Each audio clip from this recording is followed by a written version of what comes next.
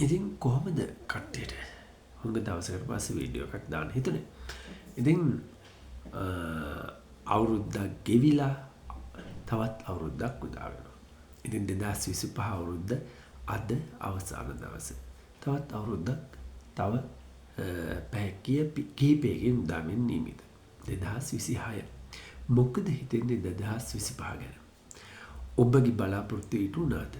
ඔබ බලාපොරොත්තු වුණු දේවල් ඔබට ඉටු කරගන්න හැකියාවක් ලැබුණද? එහෙම නැත්නම් ඔබට ඒ බලාපොරොත්තු ඉටු කරගන්න හැකියාවක් නොලැබුණාද? මොකද හිතෙන්නේ? මොකද උනේ?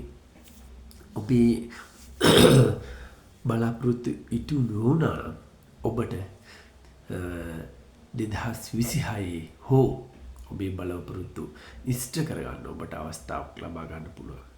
ඉතින් අපි ආපු ගමන් මඟ නැත්නම් අපි 2025 වසර ගත කරපු ආකාරය පොඩ්ඩක් පස්සට හැරිලා බැලුවම ඔබට සතුටුදායක නම් ඒ වසර. ඉතින් ඒක ඔබගේ සාර්ථකත්වය. නමුත් ඔබට ඔබ ගැන සතුටක් නැත්තම් ඔබ ගැන ඔබ දුක් වෙනවා නම් එහෙම නැත්නම් ඔබ බලාපොරොත්තු වුණු දේ ඉටු කර ගැනීමට හැකියාවක් ලැබුණ නැත්නම් ඔබ ඒ සඳහා 2026 අවුරුද්ද යොදා ගත යුතුයි. ඔබ කිසි විටකවත් හිතන්න එපා ඔබ අධෛර්යමත් කෙනෙක් කියලා. එහෙම නෙවෙයි. ඔබට පුළුවන්. ඔබට උත්සාහ කරන්නයි තියෙන්නේ. අපිට පුළුවන් අපිට වැරදුණු තැන හදාගන්න. අපිට පුළුවන් අපිට මඟ හැරුණු තැන හදාගන්න.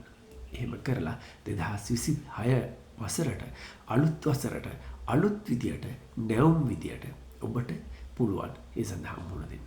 ඉතින් ඒ සඳහා ඔබ සූදානම් විය යුතුයි. අප සූදානම් විය යුතුයි.